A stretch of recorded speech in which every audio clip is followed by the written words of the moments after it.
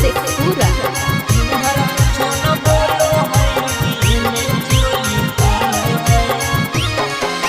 पत्थर वाला मुआ सखी रे हमर पन के जैसन डोलो है। पत्थर वाला मुआ सखी रे हमर पन के जैसन डोलो है। दिन भर कुछो न बोलो है, रतिये में चोली खोलो है। दिन भर कुछो न बोलो है, रतिये में चोली खोलो है।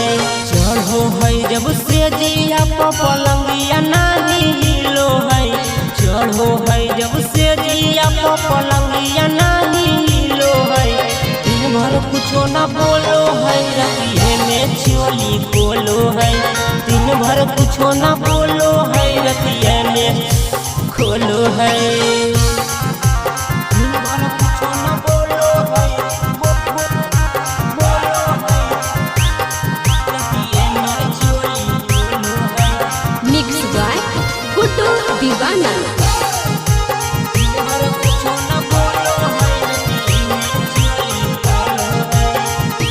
सखी के सोचल सब सपनवा बन के रही गेलैया। मिललैया सन बलमुआ लग जवनिया में फरमा। सखी के सोचल सब सपनवा बन के रही गेलैया। मिललैया सन बलमुआ लग जवनिया में फरमा।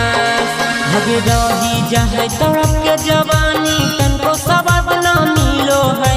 रही जाए तड़प के जवानी तनको सबद न मिलो है। दिन भर कुछो न बोलो है, रतिये में चोली खोलो है। दिन भर कुछो न बोलो है, रतिये में चोली खोलो है। दिन भर कुछो न बोलो है, रतिये में चोली खोलो है। दिन भर कुछो न बोलो है, रतिये में चोली खोलो है। सखी के चोली के फीता खोल के फेरले है करबटिया। मिललै मरद माटी लवाना तड़पै से दिया पजवनिया।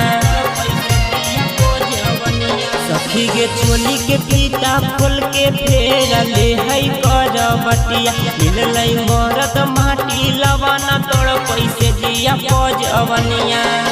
विकस वाला मुआ कबो नहीं खेलवाना से खेलो है। गुड्डू वाला मुआ कबो नहीं खेलवाना से खेलो है। दिन भर कुछो न बोलो है, रतिये में चोली खोलो है। दिन भर कुछो न बोलो